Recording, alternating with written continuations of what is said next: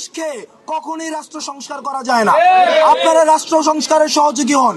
যদি আপনারা কোনো সরকারি প্রতিষ্ঠানে কেউ যদি ঘুষ খায় তাহলে প্রথমেই আপনারা তাকে ঘুষি মারুন। এই ঘুষিটি একটি ম্যাটাফরি করতে ব্যবহার হচ্ছে, অর্থাৎ তাকে সাথে সাথে প্রতিরোধ করুন। প্রতিরোধ করে বিদ্যমান আইন শৃঙ্খলা কাঠামোর মধ্যে যে বিচার ব্যবস্থা রয়েছে তাকে বিচারে সোপর্দ করুন। আর যারা চাকরি করছেন আমরা আপনাদেরকে সতর্ক করে দিতে চাই, বিগত সরকারের সময় যে ধরনের শাস্তি হতো, মৃদু তিরস্কার অথবা ওএসডি, এগুলো কোনো শাস্তি নয়। আমরা নিশ্চিত করব এই অন্তর্বর্তীকালীন সরকার দৃষ্টান্তমূলক শাস্তি নিশ্চিত করবে, পদচ্যুত করা হবে। প্রয়োজনে বিদ্যমান যে আইনি কাঠামো রয়েছে এই আইনি কাঠামোর মধ্যে দৃষ্টান্তমূলক শাস্তির ব্যবস্থা করবে। পতন হলো তখন আমরা বাজার মনিটরিং এ দেখলাম বাজারের দাম ক্রমশ কমে গিয়েছিল, অর্থাৎ সেখানে যে 16 বছরে গজিয়ে ওঠা যে মাফিয়াতান্ত্রিক যে সিন্ডিকেটটি তৈরি হয়েছিল সেটি 5 আগস্টের পরে 75-এর পরবর্তী সময়ে যেভাবে দ্রব্যমূল্যের দাম সাথে সাথে কমে যায়, ঠিক একইভাবে 5 আগস্টের পর কিন্তু বাজারগুলোতে দ্রব্যমূল্যের দাম কমে গিয়েছিল। কিন্তু আমরা দেখছি এখন আবার নতুন একটি রাজনৈতিক দলের আন্ডারে আবার সেই সিন্ডিকেটটি গড়ে উঠছে।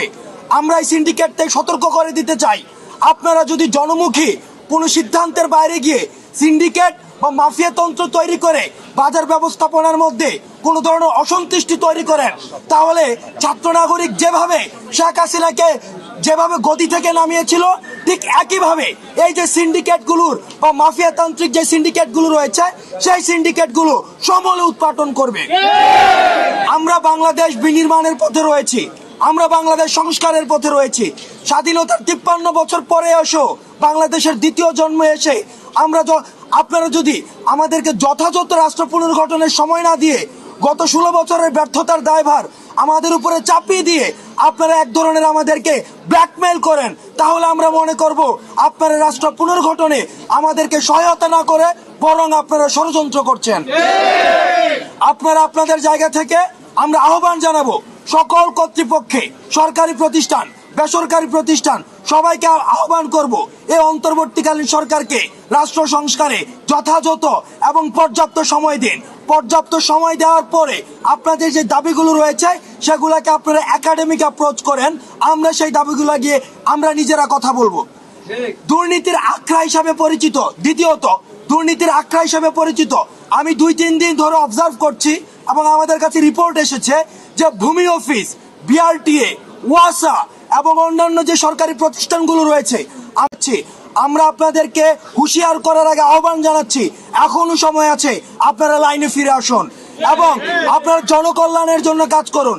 আপনারা যদি এই দুর্নীতির শৃঙ্খল আরো বৃদ্ধি করেন তাহলে জনগণ আপনাদের 5 আগস্টের মতো, বঙ্গভবনের মতো, সংসদ ভবনের মতো ভূমি অফিসগুলো, বিআরটিএ, ওয়াসা এগুলোর সবগুলোর একই ধরনের পরিণতির জন্য আপনারা প্রস্তুত হন এবং যা করা প্রয়োজন তা করে এই যে ঘুষের যে বাণিজ্য রয়েছে, দুর্নীতির যে আখড়া রয়েছে সেটিকে ছাত্র নাগরিক সমূলে উৎপাটন করবে।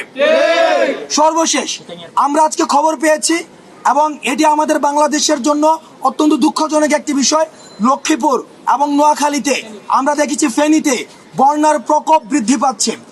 দেখেন, আমরা রাষ্ট্র সংস্কারের কাজে রয়েছি, যেখানে পার্শ্ববর্তী দেশ আমাদেরকে সহায়তা করার কথা সেখানে তারা নানাবিধ বিভিন্ন আন্তর্জাতিক ষড়যন্ত্রে লিপ্ত হচ্ছে।